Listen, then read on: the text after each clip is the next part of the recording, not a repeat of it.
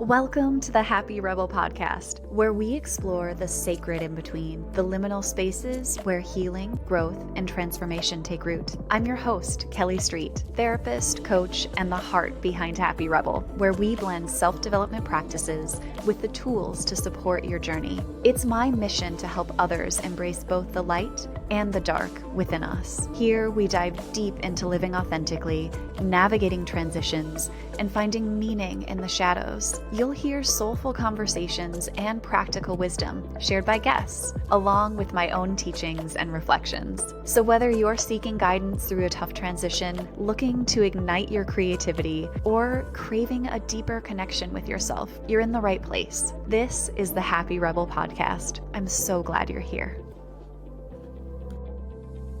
Take a moment to close your eyes or soften your gaze. Bring your awareness to your breath, just noticing it without trying to change it.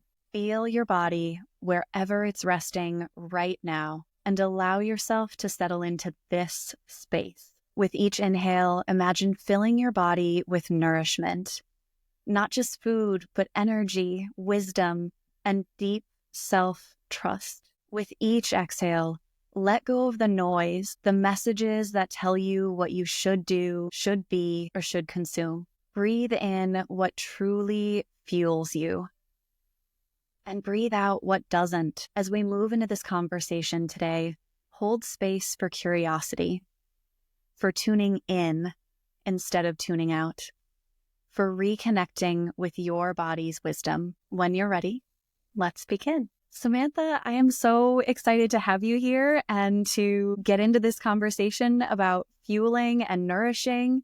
And so why don't you start off by introducing a little bit about yourself? Yeah, absolutely. Thank you so much for having me. That was a really beautiful intro. I've never been on a podcast where we started off with a meditation. So that was really beautiful. Thank you. And thanks for having me. I'm excited to dive in today. I'm sure there's lots we're gonna get to. For those listeners who may not be familiar with who I am, my name is Samantha Gladish. I am a hormone nutritionist and a business coach, coffee and cat lover. I have been coaching women in the health, hormone, weight loss space now for almost 20 years. And I started out more in the personal training kind of space and did my yoga teacher training and did all of that. And then dove deep into the world of nutrition. And and I've been working with women in my online practice now for many years. It's just been a really beautiful journey and working with women globally. That's the beauty of the internet and being able to connect with so many women. So yeah, it's been quite the journey. And then I also do work with practitioners and health coaches and helping them to grow their online businesses and dive into the world of marketing. So I wear many hats and very multi-passionate, as I'm sure you are yourself. Yes, absolutely. Yeah. Sometimes it's a little hard to get pulled in these different directions, but I also find that I can't just be one thing, one way. I can't just do one thing. Yeah, totally. I can relate. And it was as I started over the years to just really accept that about myself, things just really became so much more easeful because I was like, this is who I am and I want to do all the things. So and it's working. Yeah, totally. That's cool. Yeah. So I want to first and foremost dive into one of the things that I know you're kind of an expert in is women in particular, but people underfeeding themselves, like undereating, undernourishing. And so can you talk a little bit about that, your perspectives on how we're undereating? Totally. Yes. It's a really important topic because I don't think many women realize that they are really undernourishing themselves. And I think that, many women think, well, I eat well, I eat healthy, I eat well, but what does that really look like in terms of the volume of food that you're actually eating? Because I think that in our diet culture today, it's crazy that we are, recording this in 2025 and women are still more than ever confused about what it means to eat healthy and how much food to eat. And we're still having this conversation about how to lose weight. We're still here. It's crazy to me that we are still having these conversations and there's so much confusion and overwhelm. And so, over the years of working so closely in the weight loss space and the hormone space, the first basic thing that I would always have clients do is just give me a food journal. Let's see what you're eating. And it's just wild when you actually take that food journal and you plug it into like a macros app and you actually break down the macros of how much somebody is eating, how much protein, carbs, and fat somebody is actually eating. It's just wild to see how many women are eating 1,200 calories, 1,300 calories. And we have this idea that that's enough food. And it's really not. It's just not enough food. And, and again, this whole diet culture teaches us about just eating less and being smaller and eat your salads.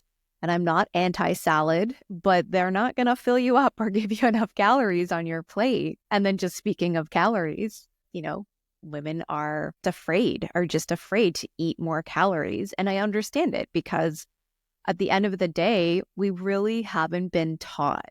We truly haven't been taught about how to nourish ourselves and how much food to eat. And I think it was back in I can't remember the exact date, so don't totally quote me on this one, but I think it was in somewhere in the along in the 90s or 60s, the recommended daily intake, caloric intake, it somehow changed from 3,000 calories a day to 2,000 calories a day. And I don't know why that is. Whoa. And when exactly that happened, but 1,000 calories is a really significant difference.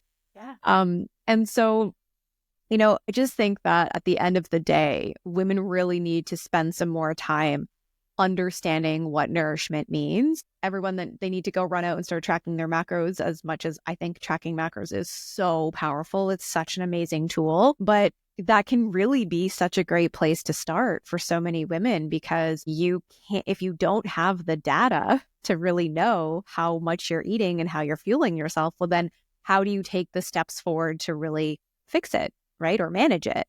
And so tracking your macros, even if you just do it for a couple of weeks, don't change anything about what you're eating and how you're eating, the kinds of foods. Don't change a thing. This isn't about trying to eat better. Just track every single thing you're eating, you're drinking, put it into a MyFitnessPal or Chronometer or something like that. And you will be amazed at what you learn about yourself after, 2 or 3 weeks of tracking your data. And especially for women who are trying to lose weight and they're eating 1,200 calories a day and they're still not losing weight. If you're going to want to lose weight, then you have to be in a calorie deficit. And what are you going to do? Cut to 900 calories now just so that you can lose weight? And so women really need to understand how metabolism works and how to really repair their metabolism so that if weight loss is a goal, you can lose weight, more efficiently and effectively. But I don't also think that we realize the importance of food, of fueling our bodies. So many women complain about lack of energy. Well, guess where you're getting that energy from? You're getting it from food. That is fueling your body. And especially with all the crazes around, fasting, which I don't really agree with. I think just for the everyday woman who is really busy, either running a business or, working in the corporate world, and she's got kids, and you have 1,000,001 things that you're managing. And if you're not sleeping well and you're stressed out and you have a crazy to-do list, you don't need to fast. You need to actually fuel your body and give yourself more food. So that's my spiel on nourishment there. Yeah. I love that. And the first thing I want to ask, and hopefully everybody who's listening is not aware of macros and is in the same boat as I am. I mean, I'm aware of them. I understand. Yeah. And I do actually track my food in MyFitnessPal. Awesome. You mentioned putting food in there. Yeah. But when I get to when I flip over, I'm good at managing the calories or tracking that. But when I flip over the macros, I do not understand. And I see the little circles that get filled in, just your activities on your Apple Watch. But then I go blank and I'm I don't know what to do with these. Right. Yeah, for sure.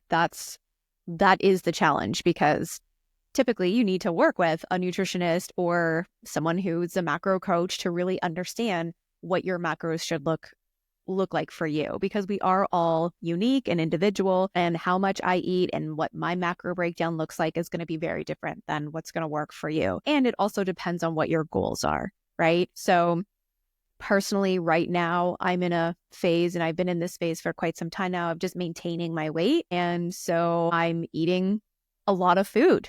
it's great. Eating 2,000 calories, eating a lot of carbohydrates, getting, 30 grams at the very least of protein in at each meal, getting my fats in like that. And what that looks like for me, again, is going to be different for everybody else. And so when it comes to, where do you start with macros, you could go online and kind of just sort of Google the information. Like, it's all there for you. But I do think there's so much value in working with somebody who really understands this, because you can go online and search macro calculators. There's 1,001 of them, and you can, enter all your information into these calculators, and it will just kind of spit out some generic sort of macro breakdown for you. But you have to keep in mind that these calculators do not take into account your hormones, your sleep, your lifestyle, your lifestyle, like your eating habits. None of that is taken into account. So if a calculator is, just spitting out some random number and you're just like, okay, I guess I'll go and do this, that doesn't really mean it's going to truly serve you. So it can be used as a guide for sure. There's nothing wrong with that. But I do think that for, majority of women, if they're interested in really diving into this space and really wanting something that's customized for them, then yeah, work with a macro coach, work with a nutritionist who really knows this so that you can really get that support. Yeah. Okay. Noted.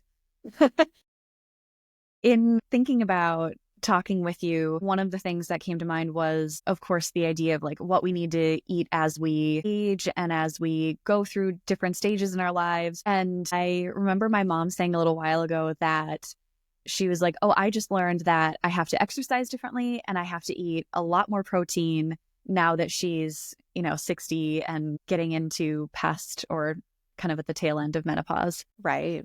And I was just like, oh, we need to eat differently as we age. Oh, that's interesting. It's true. What worked for you in your 20s and 30s isn't going to work for you and serve you in your 40s and your 50s and beyond, right? Our hormones do change. They do shift. And so that means our body's needs are also shifting as well. And so I'm sure a lot of women can relate, myself included, to I can eat anything and party on a Saturday night and drink vodka and do all the things and I'm fine, right? And I could not imagine doing that now at almost, 42. There's no way. Like, I need to be in bed by 10. I don't drink alcohol because I just, I wake up the next day just puffy eyes and puffy skin. And I just feel so sluggish and have a headache. And like, it just doesn't work for me. Right. And so I'm sure a lot of women can relate to that, maybe yourself included, just those 20s, as great as they were, we unfortunately can't carry a lot of those habits into like the perimenopause years and beyond. So protein, so essential. Protein, I think a lot of women think about protein as just like muscle, building muscle, and that's all it's important for. And it's so beyond that. So our protein, when we eat protein, it breaks down into amino acids, and those amino acids go on to support our neurotransmitters. So one of the biggest things that I hear from women in my community as they start to eat more protein is that their moods are more balanced and they're like less irritable and snappy. And that's because you're getting those amino acids that fuel those neurotransmitters that play a massive role in your moods. It's also really essential for hair growth. Protein is essential for your thyroid. So it's, really important. It's not just for muscle, which is what it also is important for sure, especially if you're, strength training regularly or you're trying to put on muscle mass, then you definitely need to be fueling yourself with enough protein. It also is going to keep you satiated and support in blood sugar balancing. So it's just really essential. And that's definitely a macronutrient that a lot of women do undereat. Again, one of those kind of aha moments when women start tracking their macros and submit their macros to me. And I'm like, you are barely eating 60 grams of protein a day. And it should be at least double that. So for like that specific client, but I would say for the most part, most women are probably getting in that like 60 to 80 grams. Like they're not even hitting 100. So I would say at the very least, aim for 30 grams of protein at each meal. And that's probably a really good place to start.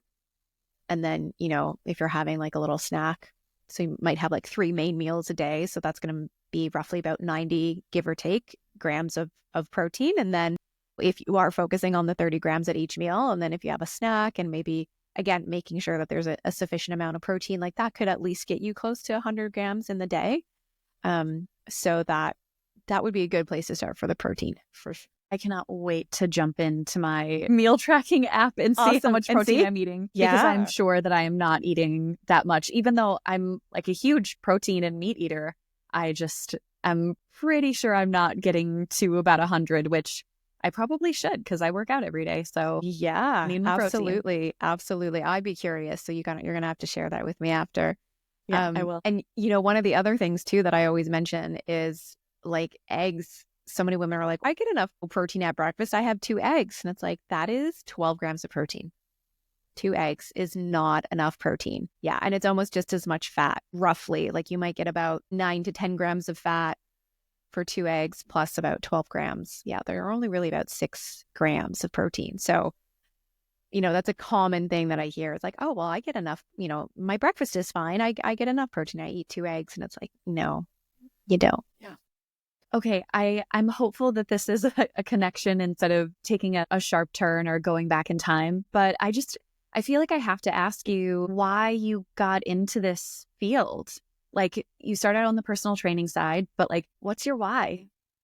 Yeah, that's a great question. Well, I started in this field, yes, definitely in the personal training space, but as a young girl, like I was always interested in nutrition and fitness. Like I was in my parents' garden, my grandmother's garden. I grew up in a household where my grandmother made everything from scratch. My mother makes everything from scratch. And I was just so connected to food. I love being around food. And then as I got older and moved out and was in my own space, like loved cooking for people and being creative in the kitchen. And I got to really explore cooking and baking, being on my own, because living at home, like Portuguese mother is like, stay out of the kitchen. I got this, Yes. And so it was just my love language, food, really. It's my love language. And I love to feed people and I love to just be creative in the kitchen. And that's ultimately where kind of the passion and kind of the why came from, is just like, I want other women to feel this good. I want other women to love food and find the pleasure in it and not feel this restriction and this deprivation, and really learn how to use food as this beautiful, I don't want to say necessarily tool, because it's not a tool, but like nutrition essentially is essentially a tool to support our health and our hormones and our vibrancy, and just really, really appreciate what it can do for us and how it can fuel us and heal us and support us. Yeah. That's amazing. Yeah.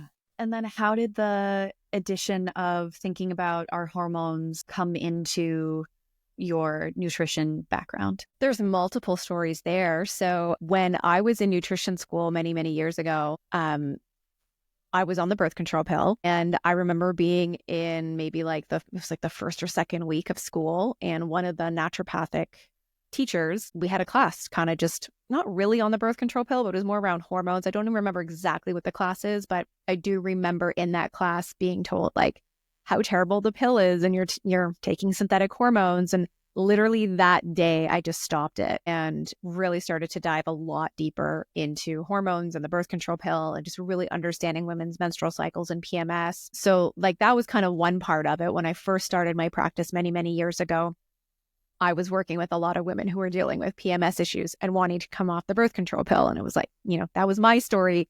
It was very much in alignment for me to support other women in that same space. And then fast forward many years after that, I got a Hashimoto's diagnosis in 2017. And so had to really dive into the world of like thyroid health and Hashimoto's and autoimmune. And that was just, another part of my journey of just like, okay, well, now I'm going to support women here, because once I started sharing about my journey and what I'm doing, just naturally women obviously want to work with you or want to learn from you. So that really became another kind of part of the story of just really diving into that space and supporting women in the autoimmune space. And then in 2023, when I was 40, I got surprisingly pregnant. And I say surprisingly. Like, of course, I know how you get pregnant, okay? I just didn't think it was going to happen with such ease at 40 years old. I do not have kids, but I got, surprise pregnant. And then that did end in an early miscarriage at 9.5 weeks. Having a miscarriage when you're 40, the resiliency of your body and your hormones is radically different than, say, having a miscarriage in your 20s or your 30s. And so that miscarriage, like, it hit me hard. Now, of course, from an emotional standpoint, the grief and all of that for sure. But from a hormonal standpoint, like, I didn't have my period for 3 months following that miscarriage.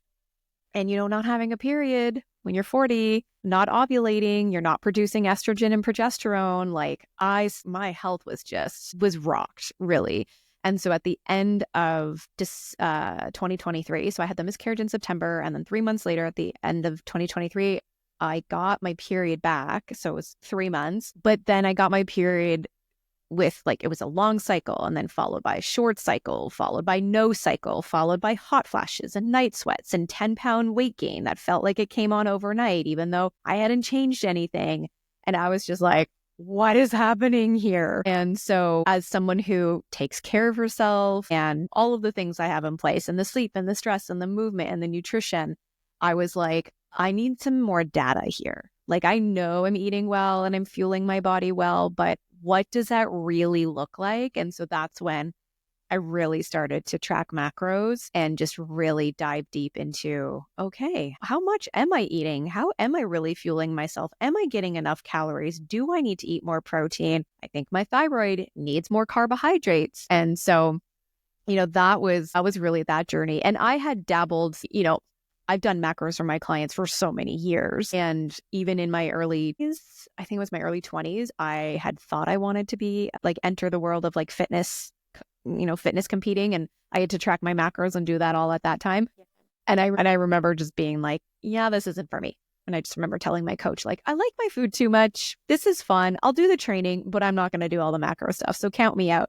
And so that was, many years ago. But yeah, it had served my clients all these years and supporting them in their macro journeys. But then, it came a time where I was like, okay, I really need to dive in and start doing this for myself so I can really start to get the data. And it's just really eye-opening. Yeah. Wow. Thank you for sharing your history and all of the ups and downs that you've experienced. Yeah. Thank you. Yeah. I will say, I know for myself, I think I told you just over email a little bit that I'm in the IVF process and have been in and out of that for 8 years. It makes me feel like a little crazy to think about how long I've been on this fertility journey. But I will say, when I'm 38 now, and when I started, I was, I think, 29. And the vast difference in how my body can handle those hormonal changes, totally, just in that period of time, was like crazy. And so the egg retrieval was so much easier the first time around than when I did one a few months ago, because my body is just like, excuse me, this is a lot happening. Totally. Yes. Oh, I'm sending you lots of love, because it's a lot, it's a lot physically, emotionally, mentally. So I'm sending you a lot of love on that journey. Thank you. And it's just the ups and downs, and as we age, and how different things show up. But I will say, in that whole process, and I wonder if this is similar for you, during those 8 years, I did so much therapy and self-work, and had all of these things that I was processing and I was letting go of. And through all of that, coming so much more in tune with my body.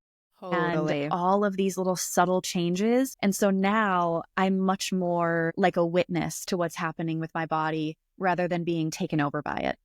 Totally. 100%. Yes. And you said that so beautifully. I can 100% relate. I think we have a lot of negative self-talk that goes on when it comes to our health and our body. And so that's definitely something that I've become such a witness to as I've gotten older, and just like really acknowledging how my body has served me through so many ups and downs in life and all of the things, right? And so, one of the things that I will often say to myself, if some sort of symptom or something is showing up for me, I'm just, instead of, and don't get me wrong, I'm not perfect at this, because sometimes it things take over and you're like, what the actual is happening here? But I really try to be conscious of that self-talk. And when a symptom or something is showing up, I'm always just like, okay, well, isn't that interesting? Isn't this so amazing that my body can experience this and communicate it to me in this way? So, I'm just like more conscious of that. And instead of just being like, this is happening to me, why me? Instead of getting into that story, it's just like taking this approach of like the witness and the observer. Like, well, that's interesting. Yeah. Yeah. And then it allows you to just look at things in a different way. Mm-hmm. Oh, I love that. And I feel like that really must tie in so beautifully with the work that you do, because I think being that your business is holistic wellness, and to me, that's obviously holistic is whole, all encompassing. Right. And such a different approach to take when we're saying, oh, what does your body say? Does your body like that food? Like, okay, for instance, earlier you said eggs, or talked about people eating eggs for breakfast. And some days I can eat eggs. Some days, I don't know why, but they freak me out. And it's like just listening to and accepting that, like, okay, these might be a good, healthy source of protein. And some days my body does not want to eat them. And that's okay. Totally okay. There's another option. Find something else. Yeah. Absolutely. It's so important to tune in. And I think that we've really lost that connection with ourselves to really tune in because we're just so busy and so distracted. And this whole kind of movement of like intuitive eating, I don't actually agree with, because I don't think many of us know how to even connect to our intuition or are taking the time to truly connect with our intuition because, like I said, we're so busy and we're so distracted. So I always say it's about intentional eating, not intuitive eating, because intuitive eating can also be very misleading. Like, well, I want to eat the bag of Doritos. That's what my intuition is saying. It's like, no, that's not your highest self serving you. So, and don't get me wrong, maybe you sometimes do want to eat the bag of Doritos, and that's fine. And there's a place for that, sure. But intentional eating, when you know what you need to really fuel yourself. Like, I know if I don't get enough protein in a meal that I didn't fuel myself appropriate, that I'm going to lack the energy. I'm going to be hungry in an hour. I know that if I just like wake up in the morning and rush into my day and I have a cup of coffee, like, well, of course I'm going to be starving an hour later, or I'm going to be jittery because I wasn't intentional about how I fueled myself. So it's all about intentional eating. That's how I always like to look at it. Yeah, I love that. I just have to tell you that because I knew what we were going to talk about today, I intentionally had a snack before we got on and recorded. I was like, I need to eat a healthy snack so I can make sure that my blood sugar is great and that I am present and aware. Because the time frame, I was like, oh, I might start to get a little hungry. So thank you for inspiring me without even knowing it. My pleasure. I am glad that you were intentional about that and you planned. That's really important. Yeah, I was making food before this and I told my husband, I'm like, okay, here, it's all prepped. You're going to go pop it in the oven. And then when I'm off my recording, I can come down and eat this. So yeah. Perfect. Good. Yes. I love it. We're both doing it. Totally. So earlier, right away, when we got on, we were talking about having kind of two different things or multiple things that make up who we are, what you and I do in the world. Mm-hmm. And one of the struggles that can come with that is feeling pulled in so many different directions and kind of getting caught up in like that hustle culture or like I need to be all things to all people mentality. Totally. And since you are an awesome business coach, I just wonder if you could kind of speak to how to balance that out a little bit in our lives to not get caught up in the go, go, go, do. Definitely. Yeah, it's hard. It's a real thing getting caught up in it. And I, for myself, a lot of it has come from experience of being in the trenches of growing a business and building a business and doing all of the things. And when I first started my business, I was all of the things. I was the Facebook ad manager and the content creator and the writer and the marketer and the all of it. And I learned it all on my own and I just did it. And then you get to a point where you realize I can't do this anymore and I'm really tired and I'm being pulled in multiple directions. I'm doing so many things, like what's actually getting done, right? And so a lot of it came from the experience of, well, having that kind of hustle and that burnout kind of happen for myself, which I think a lot of women go through. And then just really being honest with myself and having to take self-responsibility in terms of how I'm going to show up for myself and for my business and the people that I coach. And, one of the coaches and mentors I had worked with many years ago, he had said something really powerful to me one day and was like, if a client were to hire you and spend a full 7 days with you, day in and day out, at the end of that 7 days, would they want to hire you? And there'd be moments of like, maybe not. Right. And so you got to get really honest with yourself. And so that was a great question because I always came back to that. And it was like, am I in integrity with myself to show up and actually hold space for others and coach them? And like that radically changed the game for me. So I was like, and so as I started to implement healthier boundaries and say no to things and like really get clear on what I need to do, what my schedule needs to look like, what I need to include also in my days so that I can feel my best, like working out in the morning or taking the time to make dinner or whatever that looks like, right? And just really being clear on what that looks like day to day, but also in my entire week. I was able to just structure myself and my business in such a more profound way where I didn't have to hustle. I was more strategic with my time and had, more time on my plate as I learned to delegate things off and whatnot, and so that I could really show up in a powerful way and then ask myself, would someone want to hire me at the end of these 7 days? And yes, they would. Yeah. So I don't know if that fully answers the question, but I think that one, with hustle culture, I think that, if you are in those kind of building business, those early stages of building business, I kind of think it is a bit of the process. Like, you're going to work a lot. You're going to do a lot. You're building something, you're creating something. And yeah, you're probably going to feel really tired and be in this mode of like hustle. And there's times for that. Don't get me wrong. But we just also have to be conscious of knowing that like you can't do that forever and that you got to have some breaks in there. And let's just be really mindful of that. But like I can resonate and relate with others who are potentially in that space of like, wow, I feel like I'm hustling right now. And you might be, and know that it's just temporary, and just be really honest about, are there things that you need to delegate or have to say no to and create some better boundaries around? The other piece is that I also think we have to be conscious of like, so how we're doing things in our business, the goals that we have, are they really your own, or is it just because you're seeing this online? And we're so inundated with so much information and have a 7-figure business overnight and all of these things and, the quick fixes and all the stuff. And I think that for a lot of us, we start to think like that has to be the way, or that has to be the goal. And I think that's just really important for us to come back to ourselves and really ask ourselves, like, is that really your goal, or is that somebody else's goal? And get really clear on that. Because I know for the longest time, I was chasing other people's goals because I thought that's what I needed to chase, until I realized, oh, wait a minute. I started this business because I wanted freedom and time flexibility, and I already have that. So what am I doing? What am I trying to do more for?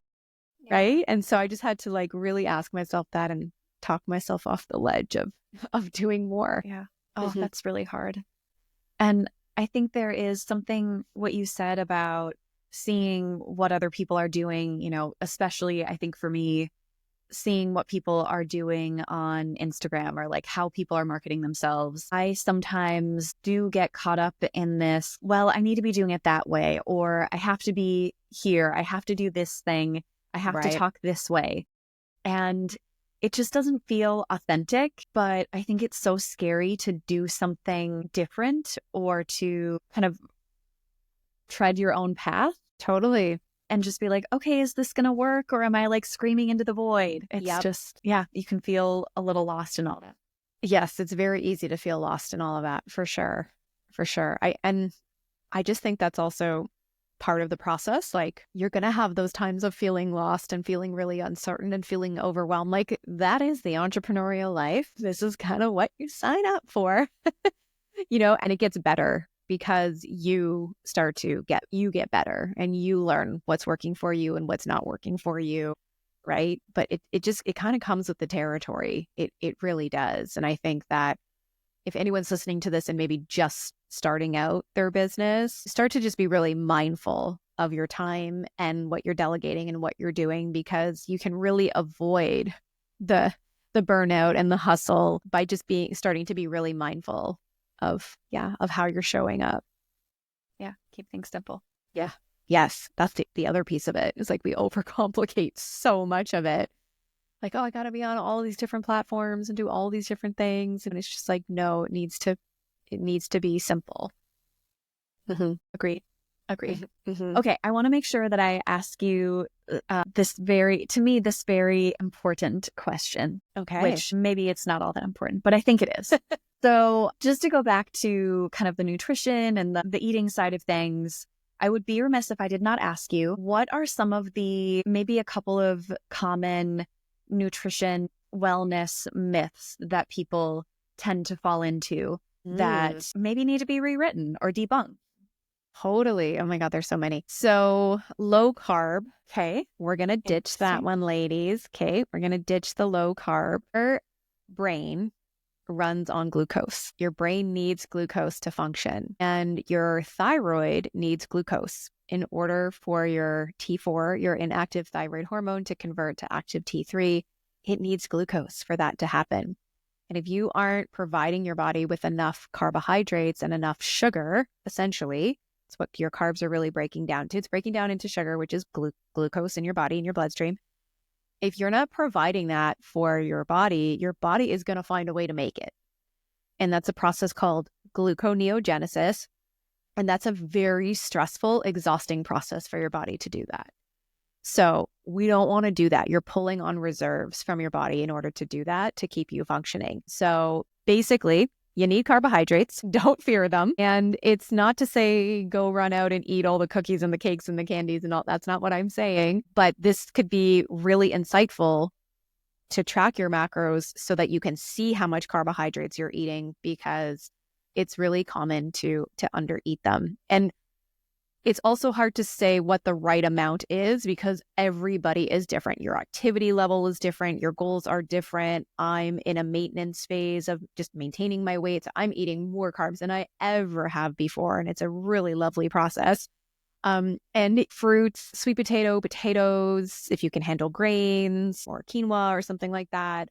I like some organic fresh pressed like juices, like I'll have orange juice. I eat like gluten-free sourdough and gluten-free bagel. Like I eat all of the carbohydrates. Now also I do strength train. I lift very heavy. Those carbohydrates are really fueling my body. And that's just, a big thing that we have to debunk, because so many women are fearful of carbs and their plates are like fish, salad, tiny, 2 potatoes. And it's just like that is just not going to cut it. So I am one of those women who is afraid of carbs. Absolutely. Growing up in my household, my parents were the try every diet under the sun people. And Atkins was huge in our household for a long time. And then of course, I went paleo and carnivore diet and doing all these different things. And now I think my husband calls me out on it fairly regularly that I am kind of afraid of rice and pasta and bread. And I'll always be like, if he's cooking, I'm like, can we just make sure it's just meat and vegetables? Can it just be meat and vegetables? And he's like, I think we're okay. I think it's fine.